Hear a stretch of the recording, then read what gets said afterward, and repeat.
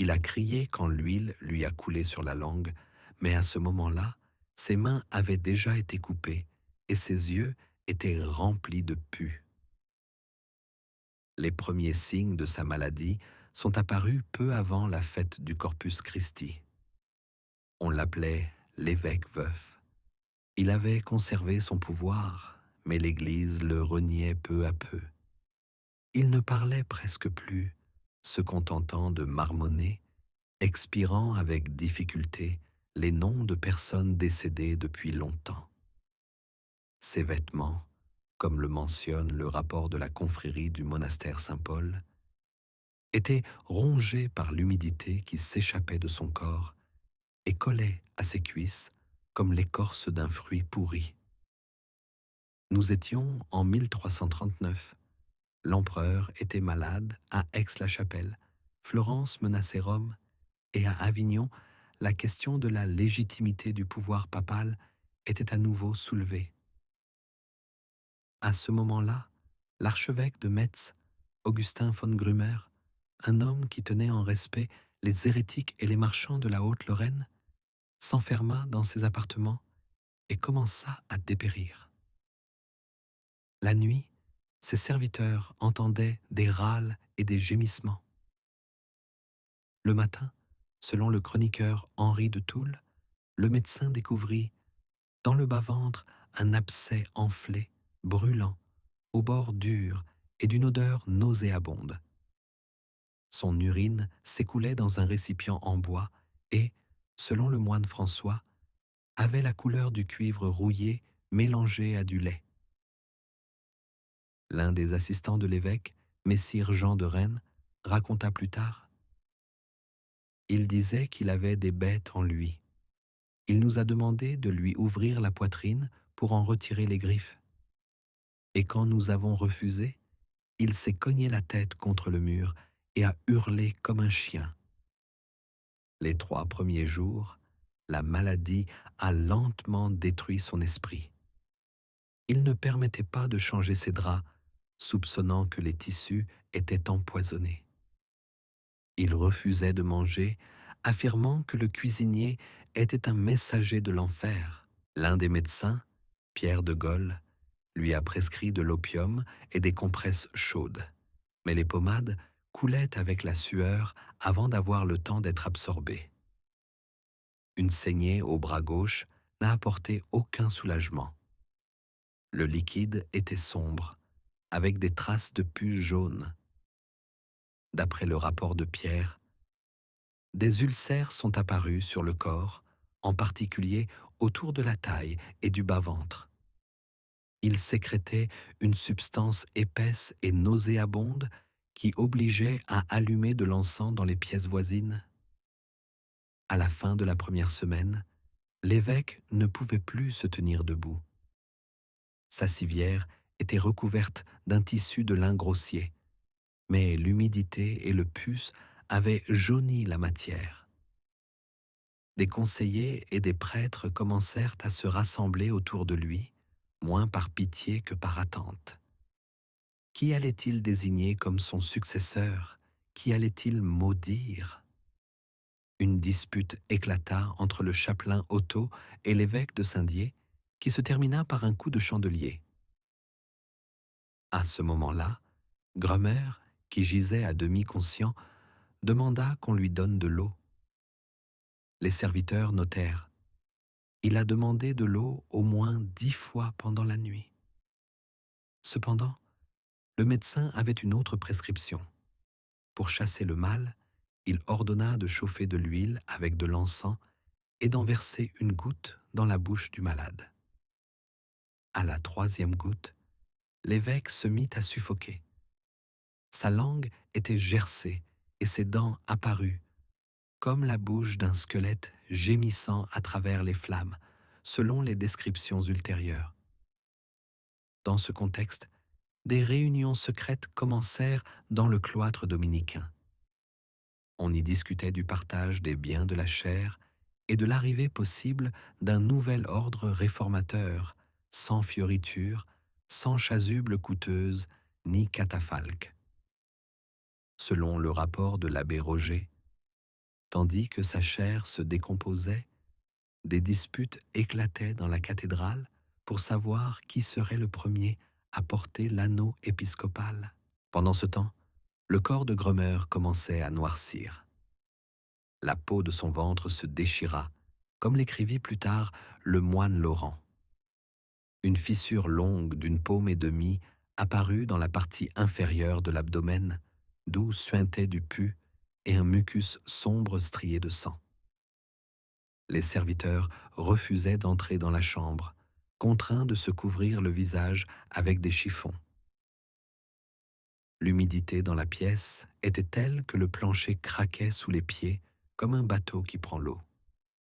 Le chroniqueur Heinrich nota: quand on essaya de le soulever, on entendit un bruit de clapotis provenant du lit, comme si l'on tirait un animal mort d'un marécage. Certains affirmaient que l'évêque était maudit. D'autres disaient qu'il avait été empoisonné par les disciples des prédicateurs tchèques. Lui-même délirant, il appelait sa mère décédée, maudissait l'antipape, répétait en chantant des psaumes dont seuls quelques mots ressortaient: mort, boue, jugement. Puis le silence. À la nuit du troisième jour, le ciel au-dessus de Metz s'assombrit. Cela fut consigné dans les chroniques locales. Vers 9 heures du soir, les nuages se sont refermés, l'air s'est épaissi et une violente tempête s'est abattue. Des éclairs frappaient les tours de la cathédrale et l'un d'eux a fendu le sommet du clocher ouest. Le peuple y vit un signe ou une libération. Au petit matin, le corps d'Augustin von Grummer avait définitivement cessé de donner des signes de vie. Mais aucun des prêtres n'osa entrer le premier. Ils attendirent l'arrivée de l'abbé de Verdun, qui avait apporté des encens, des onguents et des linges. Ce n'est qu'alors qu'ils ouvrirent les portes et reculèrent d'un bond.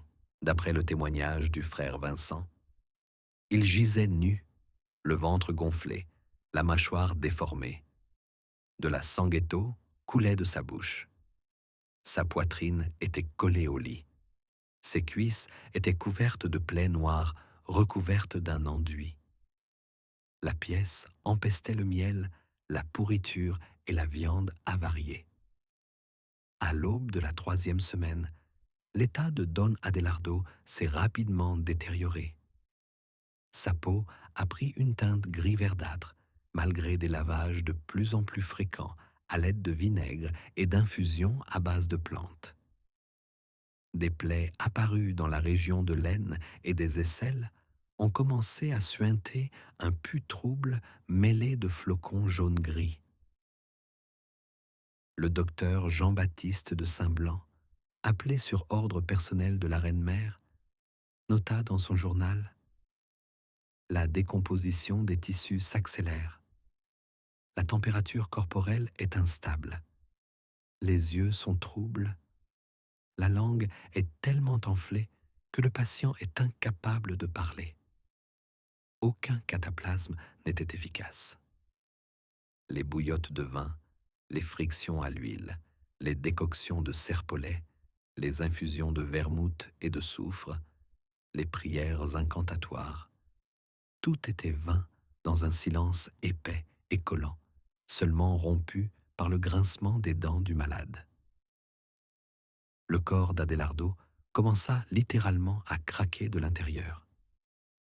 Selon le témoignage de la servante Célia, une partie de sa dent tomba de sa bouche pendant la nuit, ainsi qu'un fragment de gencive. Le matin, une nouvelle mesure fut prise dans le palais. Il était strictement interdit à toute personne étrangère de s'approcher des appartements, à l'exception du confesseur, du médecin et de 2 gardes masqués qui se relayaient toutes les 6 heures. Les rumeurs sur ce qui se passait se répandirent à une vitesse effrayante. Dans les boutiques près de la cathédrale, on commença à vendre des croix à porter autour du cou, gravées du nom de l'archidiacre, en guise de protection contre le mal. Selon les rapports du commandant, l'opinion publique pensait que Don Adelardo avait été frappé par une malédiction pour avoir participé dans sa jeunesse à la torture d'hérétiques et s'être moqué des corps des condamnés.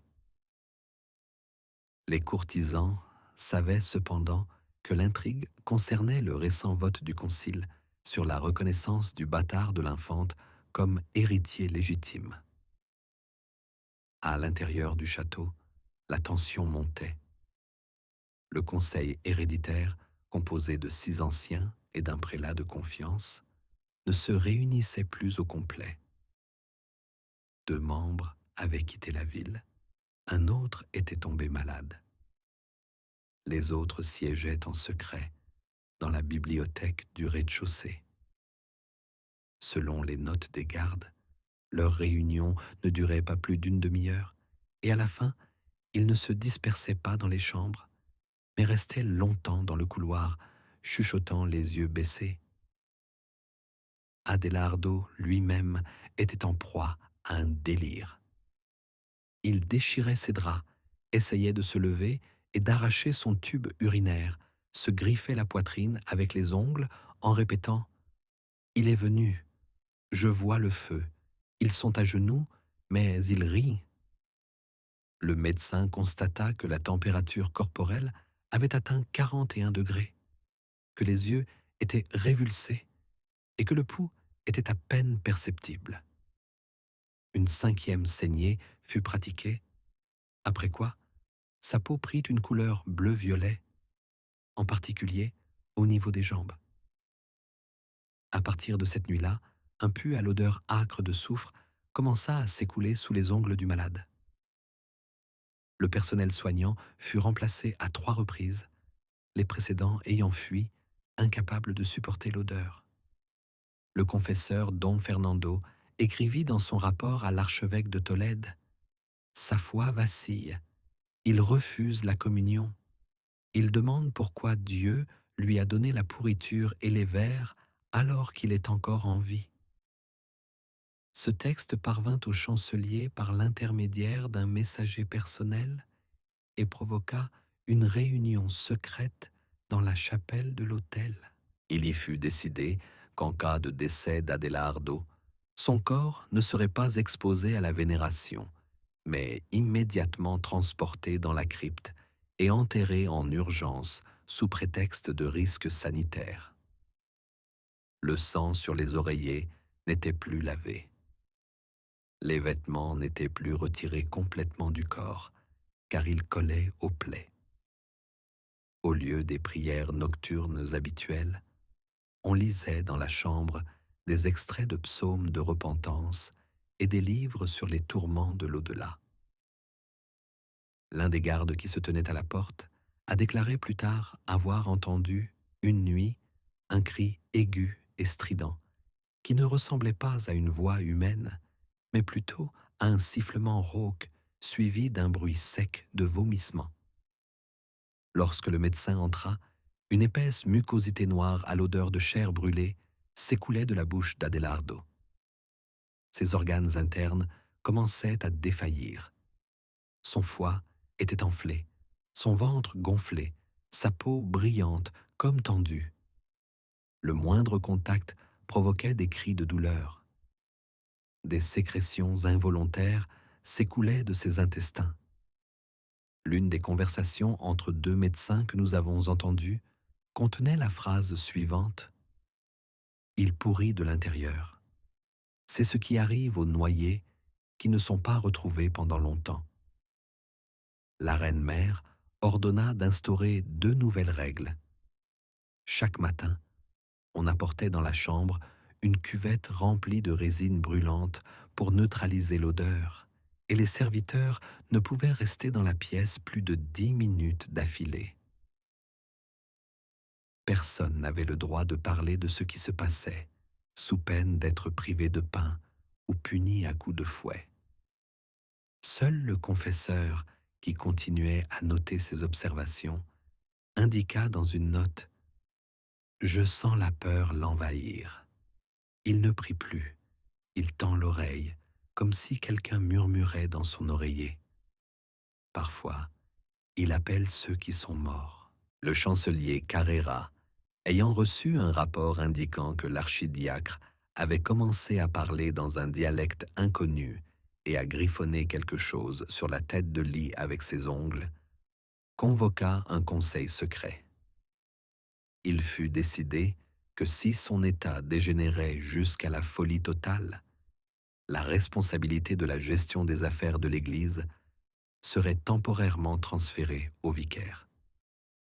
Cette décision fut gardée secrète, par crainte de troubles populaires et d'une éventuelle panique parmi le clergé. Il restait moins d'une semaine à vivre, mais déjà, personne ne doutait que quelque chose d'extraordinaire se passait avec ce corps. La chambre où il reposait était considérée comme contagieuse et les portes étaient régulièrement aspergées d'eau bénite. À plusieurs reprises, on entendit derrière la porte les mots « Donnez-moi de l'eau ». Mais lorsqu'on entrait, le malade haletait déjà, comme s'il étouffait. Personne ne répondait plus aux demandes. La quatrième nuit, lorsque des traces humides de couleur gris-vert ont commencé à apparaître sur les oreillers, le médecin de Saint-Blanc lui-même a examiné la chambre. Selon ses notes, la peau du malade dans la région de la nuque et des omoplates était devenue si friable qu'au moindre toucher, elle se détachait avec les cheveux. Le corps dégageait une odeur de miel putride mêlée à une note acide. Il écrivit: le processus de destruction interne a atteint son paroxysme. Les os se séparent de la chair. Ce n'est pas une maladie, c'est le châtiment. La même nuit, le serviteur qui changeait les draps poussa un cri. Sous le drap, il découvrit quelque chose qui ressemblait à des boules de fil noir, mais qui s'écoulaient au toucher. C'étaient des larves qui avaient éclos dans les plis enflammés de laine et sous les aisselles. Le corps respirait encore. Le cœur battait, bien que convulsivement. Les pupilles se focalisaient parfois. Personne n'osait dire ouvertement ce qui se passait. Mais les visages de ceux qui entraient et sortaient de la chambre, les lèvres blanchies, la bouche couverte d'un mouchoir, ne laissaient aucun doute. Il n'y avait plus de vie là-dedans. L'archidiacre étouffait. Sa bouche était tellement enflammée que sa langue était craquelée. À chaque tentative de respiration, il gémissait et une mousse rose avec des taches noires s'écoulait dessous sa langue. Le médecin lui donna de l'eau, mais il ne pouvait pas avaler. Tout ressortait par ses joues et ses oreilles. À un moment donné, le malade murmura « Une goutte, une gorgée ». Alors, l'un des gardes, ne pouvant plus se retenir, lui lança avec colère « C'est toi qui les as cuits, ces hérétiques, et maintenant, tu implores ma pitié ?» Les serviteurs murmuraient « C'est la vengeance ». Il ne mentionnait pas le nom de l'archidiacre, il l'appelait simplement « lui ». On retira toute la viande de la cuisine, personne ne pouvait manger. On étala des tapis de lavande et de myrrhe sur le sol, mais cela ne servait à rien. La puanteur imprégnait les murs, les vêtements. Des souris et des rats s'installèrent près des appartements. On dit que même eux ne s'approchaient pas. La nouvelle de l'état de Don Adelardo parvint aux provinces voisines. Les délégués de Tarragone et de Burgos ont refusé de lui rendre visite. L'un d'eux, le prêtre Don Luis, a écrit dans une lettre « Si cela lui est arrivé, c'est que le péché est ancré dans sa chair. Nous n'avons pas affaire à une maladie, mais à un présage. » La lettre tomba entre les mains du duc de San Clemente, dont le fils cadet avait été précédemment accusé d'hérésie et brûlé sur ordre de l'archidiacre. Le duc ordonna que tous les rideaux de deuil de sa maison soit ouvert en signe de célébration. Pendant ce temps, le corps continuait de dépérir. Les mains, en particulier la gauche, étaient desséchées et ressemblaient à du parchemin. Les doigts se tordaient dans des convulsions. La cage thoracique craquait à chaque inspiration. Les médecins tentèrent d'administrer une infusion d'opium et d'écorce de chêne, mais ne trouvèrent pas d'endroit approprié pour la ponction. Les veines avaient disparu sous des croûtes purulentes. Ils ont alors décidé d'enduire son visage d'une pommade à base de graisse de porc et de cendre. Son visage est devenu noir. Le confesseur a noté: ce n'est plus un être humain, c'est la peur, c'est de la pourriture palpitante. Sur la ligne suivante, d'une autre écriture, était ajouté: ne pas publier. Le lendemain matin, l'archidiacre tenta de se lever. On le soutint. Et à ce moment-là, comme le décrit le rapport du garde, une masse épaisse contenant des vers vivants tomba de son oreille, après quoi il poussa un cri si fort que le verre de l'icône de la Vierge Marie se fissura.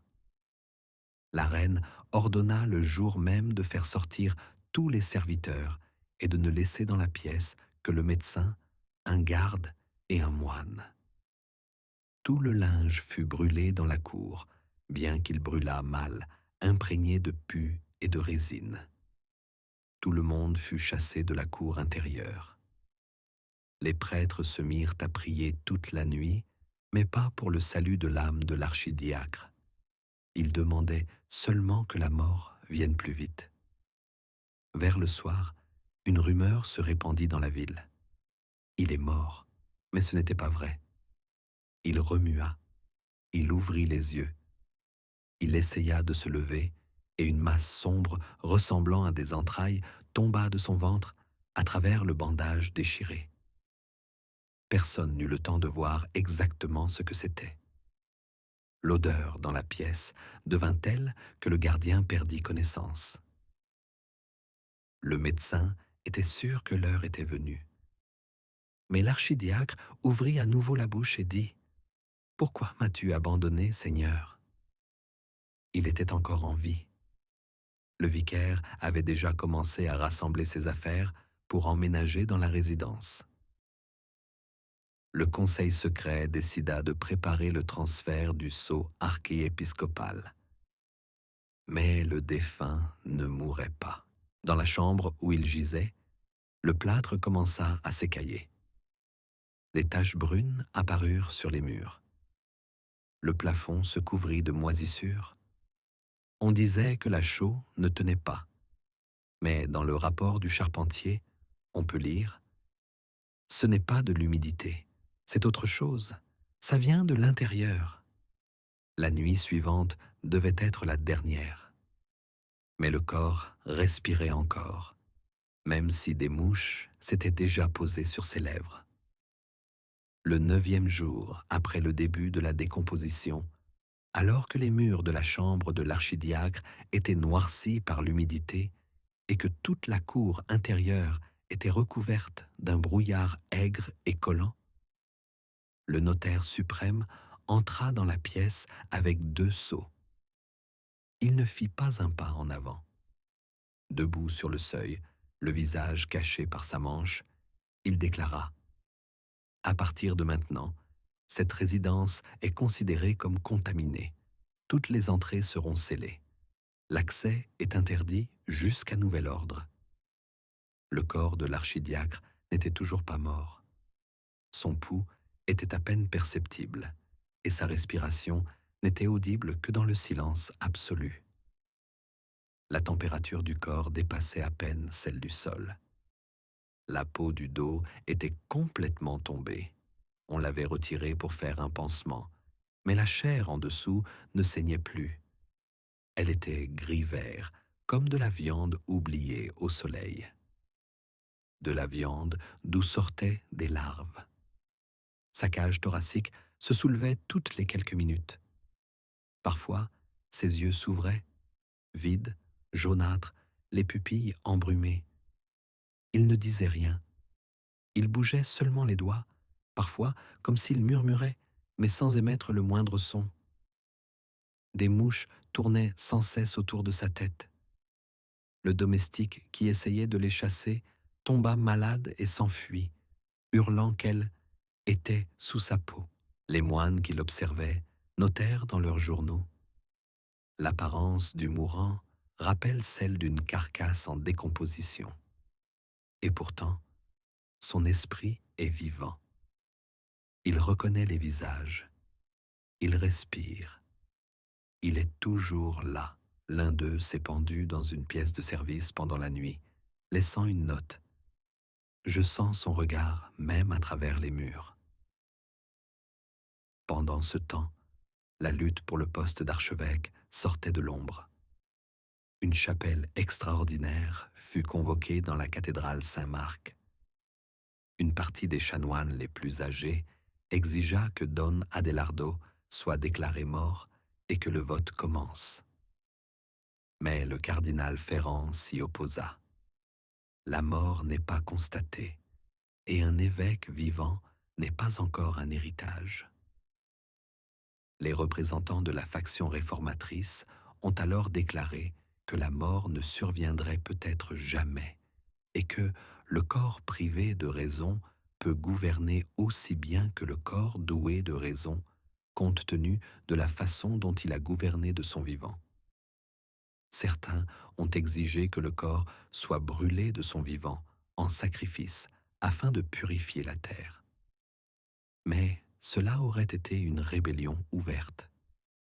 Les rumeurs de ce qui se passait s'étaient déjà répandues parmi le peuple. Des femmes en deuil apparurent aux portes de la ville, priant à genoux. Quelqu'un se faufila dans le cimetière et creusa une fosse avec une plaque à lui, saupoudrant le tout de sel. Pendant ce temps, dans les appartements de l'archidiacre, un nouvel épisode se produisit. Au cours d'une crise nocturne, il leva la tête, malgré la décomposition presque complète de son cou, et murmura dans la pénombre: « Il n'y aura pas de pardon. » Le moine et le garde l'entendirent. Le premier se mit à prier, le second s'enfuit et ne revint pas. Entre-temps, le corps avait commencé à gonfler, en particulier le ventre. Selon toute vraisemblance, une formation de gaz avait commencé à l'intérieur, mais les médecins n'osèrent pas percer la cavité abdominale. Ils se retirèrent à distance et commencèrent à rédiger un nouveau rapport. Dans le traité médical sur la mort par décomposition interne, rédigé des années plus tard, ce cas fut reconnu comme unique.